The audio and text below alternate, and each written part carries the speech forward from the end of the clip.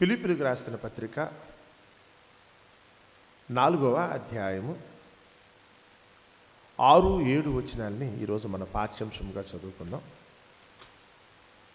ఫిలిప్పీయులకు రాసిన పత్రిక, అపోస్తలుడైన పౌలు ఫిలిప్పీ సంఘానికి రాసిన పత్రిక 4వ అధ్యాయము 6-7 వచనాల్ని, లేదా 4వ వచనం నుంచే నేను చదువుతున్నాను. ఎల్లప్పుడూ ప్రభువునందు ఆనందించుడి, మరలా చెప్పుదును ఆనందించుడి. మీ సహనమును సకల జనులకు తెలియబడనీయుడి. ప్రభువు సమీపముగా ఉన్నాడు.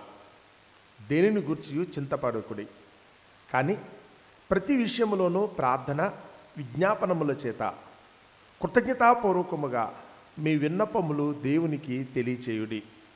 అప్పుడు సమస్త జ్ఞానమునకు మించిన దేవుని సమాధానము యేసుక్రీస్తు వలన మీ హృదయములకును మీ తలంపులకును కావలియుండును. దేవుడు తన పరిశుద్ధ వాక్యమును మన వినికిడిలో దీవించి ఆశీర్వదించునుగాక. ఆమేన్. మరి చదవబడిన ఈ మాట ఫిలిప్పీ పట్టణంలో ఉన్న సంఘమును ఉద్దేశించి మరి పౌలు గారు రాసిన పత్రిక. ఒక ప్రత్యేకమైన సందర్భంలో ఈ పత్రిక రాస్తాడని మనం అనుకోవచ్చు. ఆ మాటనే ఈరోజు మనం చదువుకున్న పాఠ్యాంశంలో ఉంటుంది. ఆయన ఏమంటాడంటే, ఆనందించుడి, మరలా చెప్పుచున్నాను మీరు ఆనందించుడి. అంటే ఏదో దుఃఖంలో ఉన్నారు, ఏదో బాధలో ఉన్నారు, జరగకూడదు ఏదో జరిగింది, ఎవరో చేయకూడని పని ఏదో చేశారు, తద్వారా వీళ్ళకైతే కొద్దిపాటి కష్టము, బాధ, దుఃఖంతో ఉన్నారు. కాబట్టి వాళ్ళందరికీ కూడా అయితే కనుక ఈ సంగతి తెలియపరచాలని చెప్పి దేవుడైతే కనుక ఈ మాట అంటున్నాడు. అక్కడ చెప్తున్నాడు, ఆనందించుడి, మరలా చెప్పుచున్నాను ఆనందించండి. మీ సహనమును సకల జనులకు తెలియబడనీయుడి అన్నప్పుడు, సహనమును అన్నప్పుడు 2 అని పుట్టినోటి వేసి కింద ఉంది అక్కడ మృదుత్వమును అన్నాడు. అంటే ఎలా ఉండాలి? మృదుత్వం అంటే మాట్లాడే మాట, మృదువైన మాట. ఆ మృదువైన మాట కూడా ఎదుటివారి క్రోధమును ఏం చేస్తుందట? చల్లారుస్తుంది అంటాడు సామెతల గ్రంథంలో. మీ మాట ఎప్పుడు కూడా మృదువుగా ఉన్నట్టు. ఎలాంటి పరిస్థితిలో అన్నప్పుడు యాకోబు గారు 3వ అధ్యాయము రాస్తున్నప్పుడు ఆయన అంటున్నాడు, నాలుక నరకము చేత చిచ్చు పెట్టబడను. మనం భరించలేనంత బాధ మనకు కలుగుతున్నప్పుడు, తెలియకుండానే మన నోరు చిచ్చు పెట్టేట్టుగా కోపం వచ్చి మాట్లాడుతుందంట. కట్టుకున్న భర్త కూడా అప్పటి వరకు ఏమండి అని చెప్పి గారాలు పోయిన భార్య, ఒకవేళ కనుక భర్త కనుక చేయకూడని పని చేసి తనకు హాని కలిగిస్తున్నాడన్న సంగతి తెలిసింది అనుకోండి, తన ప్రాణానికి ముప్పు వచ్చే పరిస్థితి వచ్చింది అనుకోండి, వెంటనే కోపం వస్తే కనుక యారా ఒరే అనే వరకు వచ్చేస్తుంది. అప్పటి వరకు ఎంతో ప్రేమగా ఏమండి అన్నది కూడా ఆ భార్య యారా ఒరే అనుకునేంత వరకు వెళ్ళిపోతారు. అలాగే డార్లింగ్ అనుకుంటూ పిలిచిన వాడు కూడా, పెళ్ళాన్ని అయితే కనుక ఎంతో గొప్పగా చూసుకునేవాడు కూడా, ఒకడు ఆమె కనుక చేయకుండా పనులు చేస్తే వసే అనే కాడికి వెళ్తుంది. నాలుక చిచ్చు పెట్టబడే పరిస్థితి. ఎదుటివారు ఒకవేళ కనుక మన ఎడల ఒకరు ఉండవలసిన విధంగా ప్రేమతో ఉన్నంతసేపు కూడా మనం కూడా చాలా చక్కగా వారితో మనం ప్రవర్తిస్తాం. ఒకవేళ ఎప్పుడైతే కనుక ఎదుటివారు మనకు హాని చేయాలనుకుంటున్నారో వెంటనే మన నోరు మారిపోద్ది, మన చేష్టలు మారిపోతాయి, మన ప్రవర్తన మారిపోతుంది. నరకము అనుకున్నప్పుడు అంటే మనకు కలగకూడని బాధ కలిగితే, నాకు అపాయము కలుగుతుంది, నా ప్రాణానికి ప్రమాదం వస్తుంది, లేకపోతే నాకు అవమానం కలుగుతుంది, నా గౌరవానికి భంగం కలుగుతుంది అనుకున్నప్పుడు మనిషి తెలియకుండానే వెంటనే రియాక్షన్లోకి వెళ్ళిపోతాడు. ఇది శరీర ధర్మం, ఇది శరీర దానం. ఇదే కావాలనుకుంటే మీరు చూడండి, మీరు పిల్లిని తీసుకొచ్చి పాలు పోసి చక్కగా పెంచినంతసేపు హ్యాపీ. ఒక్కొక్క పిల్లని తీసుకొచ్చి ఒళ్ళో కూర్చోపెట్టుకుని దాన్ని నిమురుతూ దానికైతే కనుక పాలు పోస్తూ తినిపిస్తూ ఉన్నంతసేపు చాలా హ్యాపీగా ఉంటుంది. ఎప్పుడైతే దాని చెవులు పట్టుకుని నలపాలని ప్రయత్నించామో, మన వల్ల దానికి ఆపద కలగబోతుంది, మనం దానికి హాని కలిగించబోతున్నాం అనుకుంటే, నువ్వు పెంచుకున్న పిల్లైనా కుక్కైనా కానీ నిన్ను కరిచేస్తుంది. నేను పెంచుకున్న పిల్లైనా కానీ కుక్కైనా కానీ కరుస్తుంది. అంటే నాకు ఏ విధమైన ఇబ్బంది కలగదు, నన్ను ప్రేమగా చూసుకుంటారనుకున్నప్పుడు ఎదుటివాడి రియాక్షన్ కూడా బాగుంటుంది. మనకు ఆపద కలుగుతుంది అనుకున్నప్పుడు, నాకేదో నష్టం కలిగిస్తున్నారు అనుకున్నప్పుడు తెలియకుండానే మనలో ఆ మృదుత్వం పోయి రాక్షసత్వమో లేకపోతే పశు లక్షణమో మృగ లక్షణమో మనకైతే కనుక వచ్చేస్తుంది. కానీ యేసుప్రభు మనకి నేర్పింది ఏంటంటే, వీరు బట్టి మీరు నేర్చుకోవాల్సిందే తెలుసా, పరిస్థితులు ఎంత వరస్ట్గా ఉన్నప్పుడు కూడా, చివరికి నీ ప్రాణం తీస్తున్నప్పుడు కూడా నీలో ఉన్న ఆ మృదుత్వాన్ని పోగొట్టుకోకూడదు, నీ సహనాన్ని పోగొట్టుకోకూడదు. యేసుప్రభు శిలువలో చనిపోతున్న ఆఖరి క్షణంలో కూడా అయితే కనుక ఆ మొదటి మాట పలికింది ఏంటి తెలుసా? తండ్రి, వీరేమి చేయుచున్నారో వీరిరుగరు కనుక వీరిని క్షమించు. మనం ఈరోజు నేర్చుకోవాల్సింది అది. ఈరోజు నేను యేసులో ఉన్నాను, నేను క్రీస్తు ప్రభువుని నమ్ముకున్నాను, ఒక క్రైస్తవుడిని అనుకుంటే కనుక అక్కడ పలుకుతున్నాడు పేతురు గారు, ఎవడైనను క్రైస్తవుడు అయినందుకు బాధ అనిపించిన ఎడల ఆ బాధను బట్టియే దేవునిని మహిమపరచాలి. నేను క్రైస్తవుడిని కనుకనే నాకు బాధ కలుగుతుంది. నేను యథార్థంగా ఉన్నందుకే బాధ కలుగుతుంది. నీతిగా బ్రతుకుతుంటేనే బాధ కలుగుతుంది. నేను ఏ తప్పు చేయకుండా ఉన్నప్పుడే బాధ కలుగుతుంది. నేను కూడా అందరితో పాటు అల్లరి చిల్లరి ఆటపాటలతో నేను ఉంటే నాకు ప్రాబ్లం రాదు. మీరు కూడా జాగ్రత్తగా మీరు కూడా అనుకోండి. మీరు కూడా నలుగురితో పాటు తిని తాగేసి తిరిగితే కనుక ఏ ప్రాబ్లం రాదు. అందరిలాగా మీరు కూడా దొంగలుగా వ్యభిచారులుగా ఉంటే కనుక చక్కగా వాళ్ళతో పాటు గుంపులో గోవిందా అని మీరు కూడా కొట్టుకొస్తారు, చక్కగా ఉంటారు. మిమ్మల్ని ఎవరు డిస్టర్బ్ చేయరు. మీరు లోకముతో కలిసి లోక మర్యాద చొప్పున మీరు జీవించినంతసేపు మీకు ఏ ప్రాబ్లం రాదు. మిమ్మల్ని ఎవ్వరూ కూడా పల్లెత్తి మాట అనరు. పైగా మిమ్మల్ని మెచ్చుకుంటారు, సన్మానం కూడా చేస్తారు. అలా కాకుండా నీతికి బ్రతకాలని మీరు అనుకున్న రోజున దేవుని మీద నమ్మకంతో, దేవుని భయపడుతూ, దేవుని భయము కలిగి మీరు లోకాన్ని అయితే కనుక తెదించిన వారుగా, ఈ లోక మర్యాదను బట్టి కాకుండా దేవుని మర్యాద కోసం మీరు బ్రతికిన రోజున తెలియకుండానే మీరు ఒంటరి వాళ్ళు కూడా అయిపోతారు. చివరికి లోకమంతా చేరి మీ మీదైతే కనుక అయిన వారితో సహా మీ మీదే పడైతే కనుక మిమ్మల్ని అయితే కనుక ఇబ్బంది పెట్టడానికో, చివరికి పరిస్థితి బాగోకపోతే కనుక చంపేయటానికి కూడా ప్రయత్నిస్తారు. యేసు ప్రభు ఎడల జరిగింది అదే. ఆయన నమ్ముకున్న వారు ఎవరైతే కనుక విశ్వాస వీరులుగా ఉన్నారో వారందరికీ లోకం చేసింది అదే. లోకం చేసింది అదే. అబ్రహాముకైనా అలాగే చేస్తుంది, లోతుకైనా అదే చేస్తుంది, మోషేకైనా అదే చేస్తుంది, దావీదుకైనా అదే చేస్తుంది. నువ్వు లోకముతో కలిసి కనుక తప్పులో పాలు పంపులు పొందినంతసేపు నీకు హ్యాపీ. అలా కాదు, ఇది తప్పు కదా, మీరు చేసేది తప్పు కదా. ఈ తాగుడేంటి, ఈ జోదం ఏంటి, ఈ వ్యభిచారం ఏంటి, ఈ గొడవలేంటి, అయిన దానికి కాని దానికి ఎదుటివారికి మనం ఇబ్బంది కలిగించడం ఏంటి, తప్పు కదా, ఇది న్యాయం కదా అని మీరు కనుక మీరు అన్నారా, తప్పు చేసిన వారందరికీ కోపం వచ్చేస్తుంది. తప్పు చేసిన వారందరికీ కోపం వస్తుంది. చీకటిలో ఉండి చేయకుండా రహస్యమైన పొరపాట్లు చేసేవాళ్ళ మీద మనమైతే కనుక వెంటనే వెళ్ళి కనుక టార్చ్ లైట్ వేసామనుకోండి, చీకట్లో ఉండి వాళ్ళు చేయకుండా పని ఇదే చేస్తున్నారు. అలాంటి పరిస్థితుల్లో ఎప్పుడైతే కనుక మనం వెళ్ళి వాళ్ళ మీద టార్చ్ వేసి కోపం వచ్చేస్తుందండి వాళ్ళకి. వెలుగు ముచ్చిదే, లైట్ వేయటం మంచిదే, వెలుగు కావాలి. కానీ తప్పులు చేసే వాళ్ళకి వెలుగుతో పని లేదు. దేవుని వాక్యం దగ్గరికి వచ్చిన యేసుప్రభు అన్నాడు, నేనే లోకమునకు వెలుగుని, చీకటిలో ఉన్న మనుషులకు వెలిగిచ్చే బ్రతుకు యేసుప్రభుది. కాబట్టి మీరు క్రీస్తులో ఉంటే కనుక అందరూ మిమ్మల్ని హింసిస్తారు. దొంగలని ఏమీ చేయరు. మళ్ళీ చెప్తాను, సేవకుడు పేరుతో ఉన్న మోసగాళ్ళకి ఈరోజు ఏ హాని కలగదు. అబద్ధాల కోరిక రాష్ట్ర పేరుతో అయితే కనుక అబద్ధాలు చెప్పేవాడికి ఏ ప్రాబ్లం రాదు.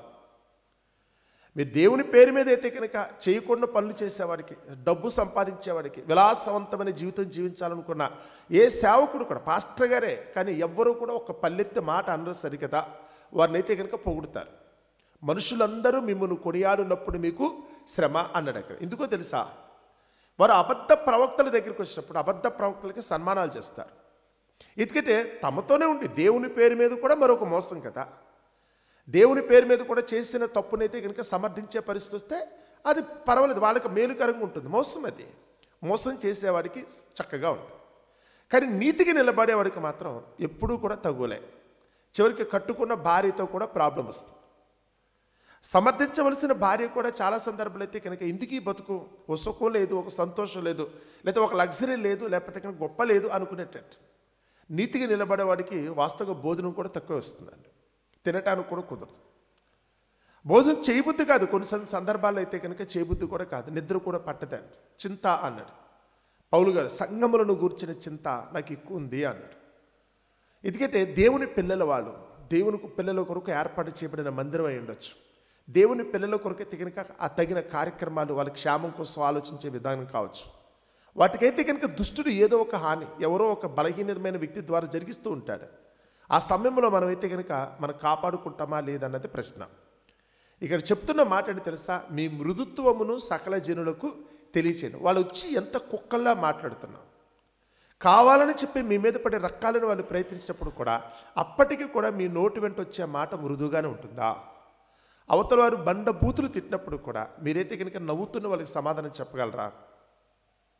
కింద కూర్చున్న వాళ్ళందరూ కూడా యేసుప్రభు సిలువలో వేలాడుతున్నప్పుడు కింద ఉన్న వాళ్ళందరూ కూడా యేసుప్రభు గురించి చాలా అసభ్యంగా దూషించారట. వీడు ఇతరులను రక్షించను, తన్ను తాను రక్షించుకోలేదు, చాతకాని విధవా అన్నారు. వీడు ఒక దుర్బలుడు, ఊరికే మాటలైతే ఆడంబరంగా చెప్తాడే తప్ప పన్ను దగ్గరకు వచ్చేటప్పటికల్లా వీడెవడూ కూడా ఏమీ చెయ్యలేడని ఒకలాంటి దురుద్దేశంతో దుర్భాషలు అయితే కనుక వాళ్ళు మాట్లాడారట. యేసుప్రభు వాటికి ఏం సమాధానం చెప్పాలని అనుకోలేదు. తండ్రి, వీరేమి చేయుచున్నారో వీరిరుగారు కనుక వీరిని క్షమించు. ఎందుకంటే ఆయన వచ్చిన పని అది, మనకి నేర్పించేది కూడా అదే. ఈరోజు నేను క్రీస్తు ప్రభు నమ్ముకున్నాను అనుకుంటే ఫస్ట్ నేర్చుకోవాల్సింది అది.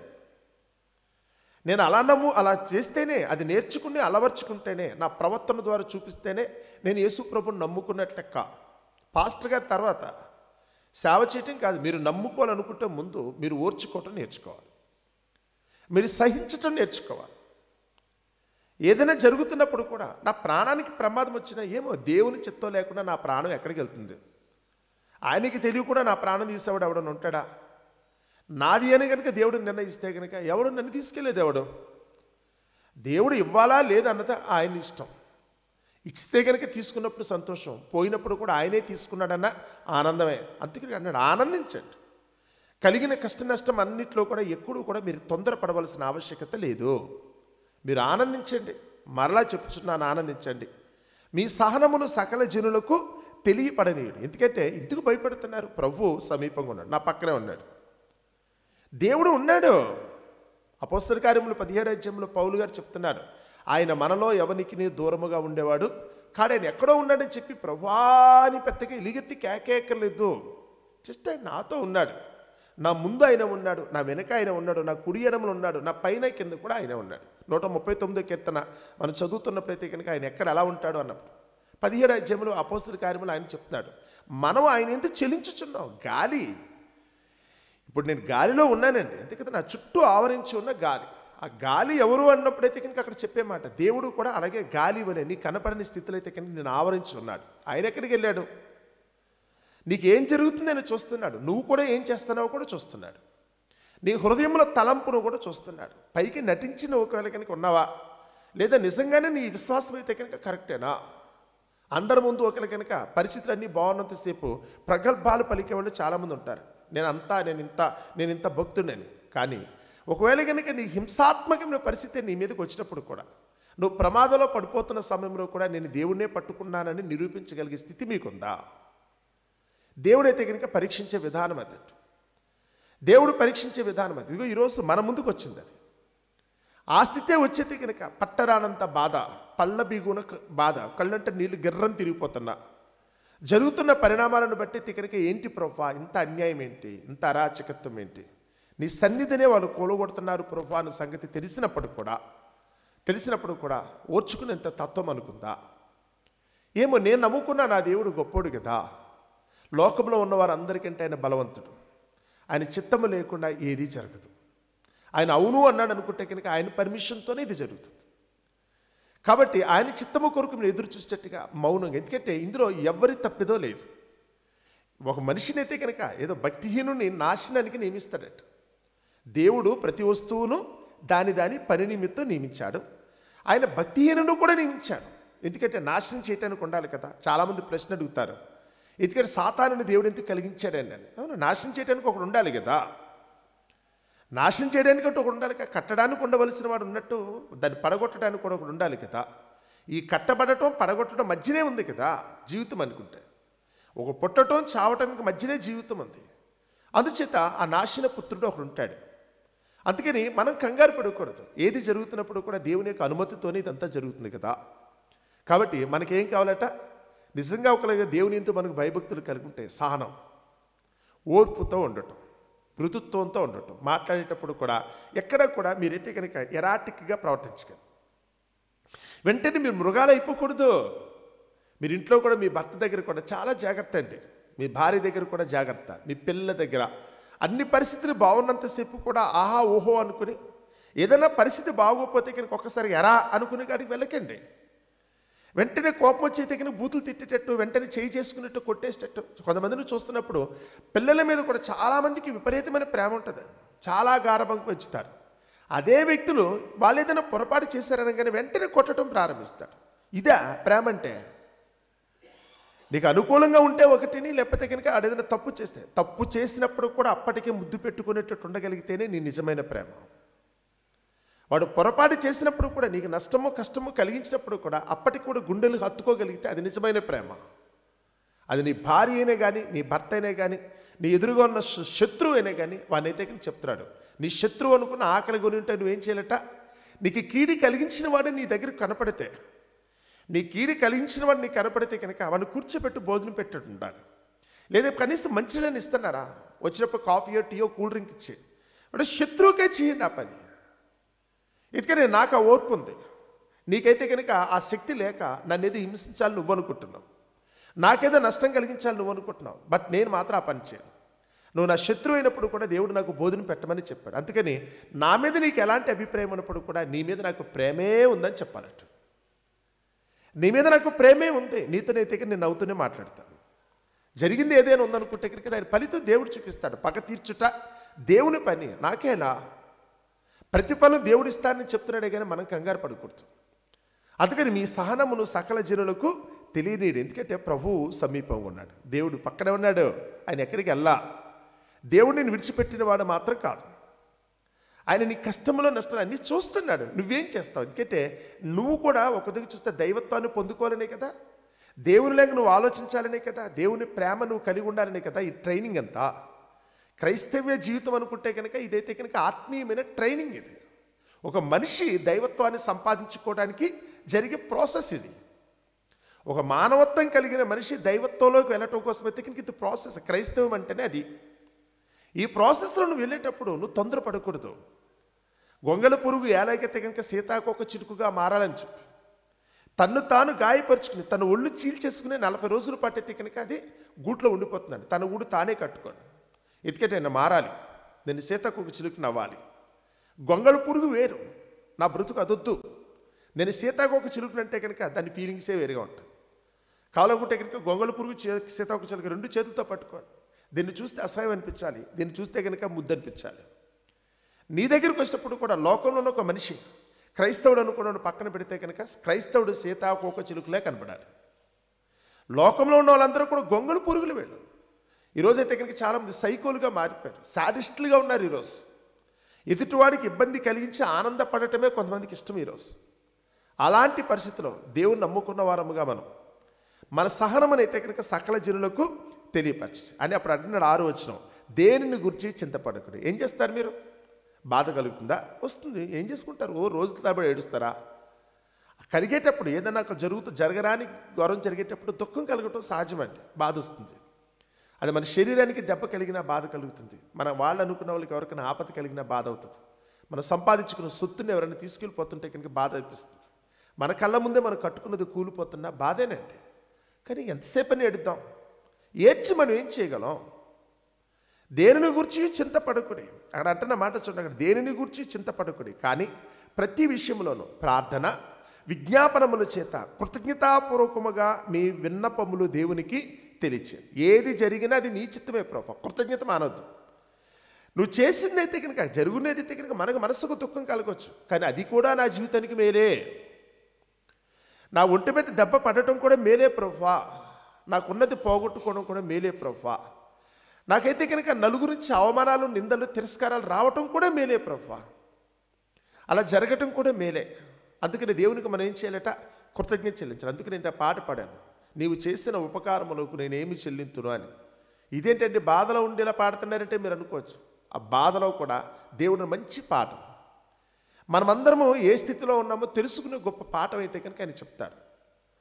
సంతోషం వచ్చినప్పుడు ఎవడైనా భరిస్తాడు, అందరికీ తెలిసిందే అనిల్ దగ్గరికి వస్తే. కానీ బాధ వచ్చినప్పుడు ఎవడైతే కనుక అప్పటికీ మొహం మీద చిరునవ్వు చెదరకుండా ఉండగలడం, అనారోగ్యం వచ్చినప్పుడు కూడా, ప్రమాదం జరిగినప్పుడు కూడా, మనకు కలిగిన కష్టము నష్టము తట్టుకోలేనంత స్థితిలో ఉన్నప్పుడు కూడా అప్పటికీ ఎవరైతే కనుక ఉండగలరో వారు నిజమైన దేవుని పిల్లలు అవుతారు. వాళ్ళే క్రైస్తవులండి. నేను క్రైస్తవులని మెడలో బోర్డెట్టుకుని సిలువు బొమ్మెట్టుకుంటే కాదు, నీ ప్రవర్తన ద్వారా చూపించాలి.